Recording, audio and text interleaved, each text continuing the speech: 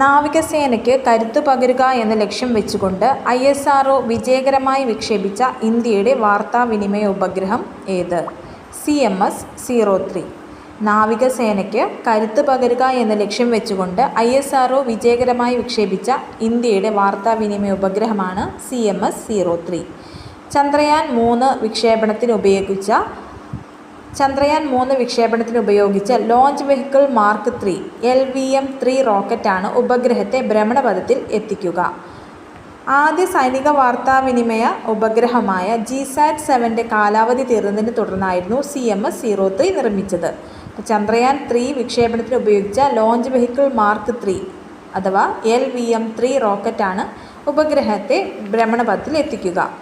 നാവികസേനയ്ക്ക് കരുത്തു പകരുക എന്ന ലക്ഷ്യം വെച്ചുകൊണ്ട് ISRO വിജയകരമായി വിക്ഷേപിച്ച ഇന്ത്യയുടെ വാർത്താവിനിമയ ഉപഗ്രഹമാണ് CMS-03. 2 പതിറ്റാണ്ടെടുത്ത് നിർമ്മിച്ച ലോകത്തിലെ ഏറ്റവും വലിയ മ്യൂസിയം സന്ദർശകർക്കായി തുറന്നുകൊടുത്ത രാജ്യമാണ് Egypt.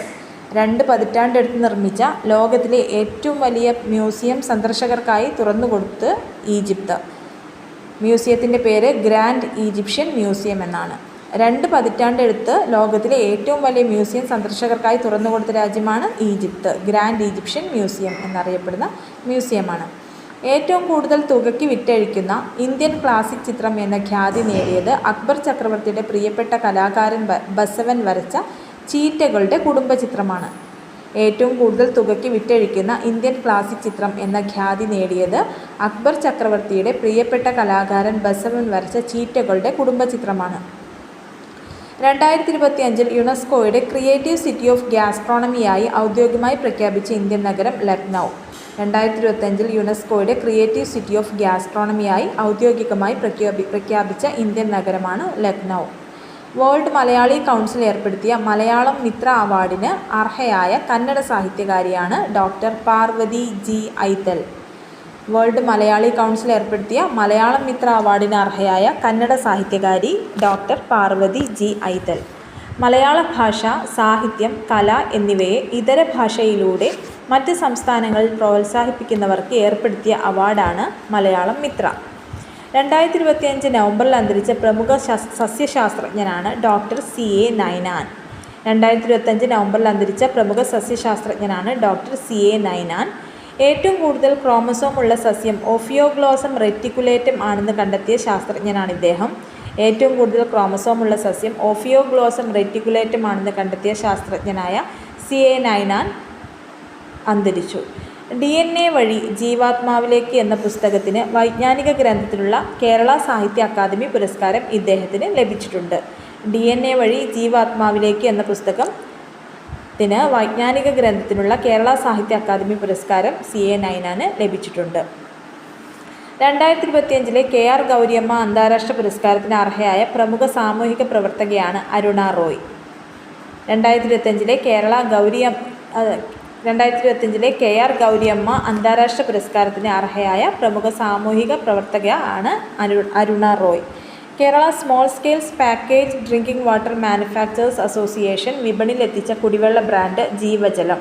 Kerala small scale package drinking water manufacturers association വിപണിയിലെത്തിച്ച കുടിവെള്ള ബ്രാൻഡാണ് ജീവജലം. 2024 കേരള കലാമണ്ഡലം കൽപ്പിത സർവകലാശാല ഫെലോഷിപ്പ് അവാർഡിന് അർഹരായവർ കലാമണ്ഡലം V സുബ്രഹ്മണ്യൻ കഥകളി സംഗീതം, കലാമണ്ഡലം പ്രഭാകരൻ തുള്ളൽ, കലാമണ്ഡലം MPS നമ്പൂതിരി കഥകളി വേഷം.